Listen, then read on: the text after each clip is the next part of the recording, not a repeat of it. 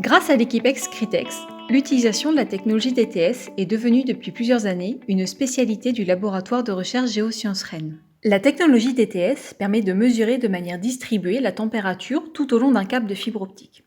Comme on le voit sur ce schéma, un câble contient une ou plusieurs fibres de verre.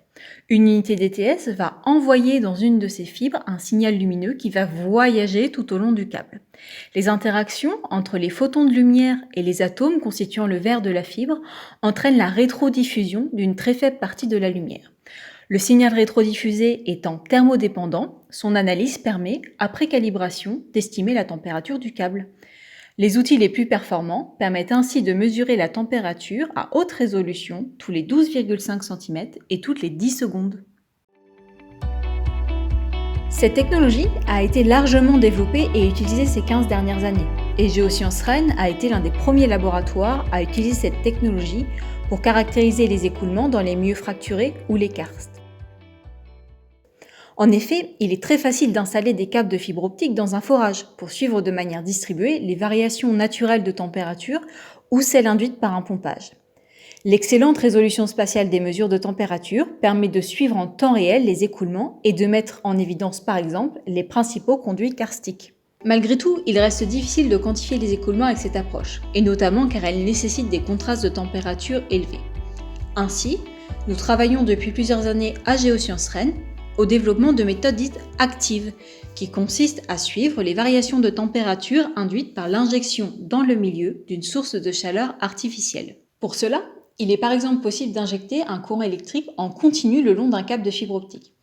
La circulation d'électricité dans l'armature métallique du câble va produire un échauffement de celui-ci qui va être à la fois utilisé comme source de chaleur et comme outil de mesure de la température. En l'absence d'écoulement, seule la conduction thermique contrôle les transferts de chaleur et l'augmentation de température restera concentrée et localisée autour de la source de chaleur. Au contraire, en présence d'écoulement, l'élévation de température va être limitée puisque les écoulements vont venir dissiper par advection une partie de la chaleur injectée. Plus l'écoulement sera important, plus l'élévation de température mesurée sera faible. Il est donc possible, en mesurant l'augmentation de température le long de la section chauffée, de quantifier les écoulements avec une grande précision.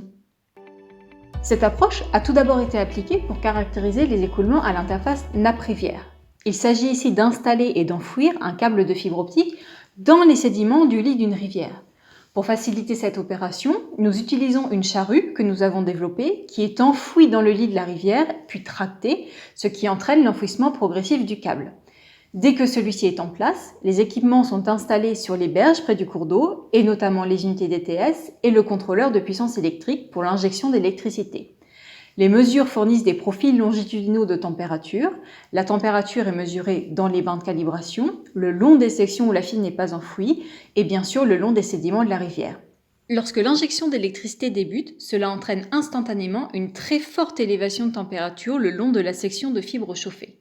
Les modèles développés permettent d'estimer avec précision les variations de conductivité thermique des sédiments ainsi que la distribution des flux d'eau, fournissant une caractérisation très fine des échanges nappe-rivière. Cette approche peut aussi être appliquée en milieu souterrain et Géosciences Rennes fait partie des laboratoires ayant produit des tests de traçage thermique en milieu fracturé les mieux documentés. Pour cela, après avoir installé les équipements dans un forage, il suffit par exemple d'injecter de l'eau chaude dans celui-ci et de suivre la dissipation de la chaleur le long du câble de fibre optique. L'analyse du signal de refroidissement permet de caractériser les propriétés thermiques des roches autour du forage, de détecter des zones de contraste de perméabilité et de mettre en évidence des zones de faille et leur comportement. De même, en milieu hétérogène, l'étude des différences entre transport de soluté et transport de chaleur permet d'établir des modèles prédictifs tenant compte de la géométrie du milieu. En grande partie grâce à l'équipe ex-Critex, nous avons donc acquis un large parc instrumental valorisé à travers le développement de méthodes innovantes pour caractériser et quantifier les écoulements de subsurface au sein des aquifères ou à l'interface nappe-rivière. Ce savoir-faire a récemment conduit à développer diverses collaborations en France au sein de l'IR-OSCAR, mais aussi à l'étranger pour étudier les écoulements dans les zones de faille, le transport de polluants ou encore la géothermie.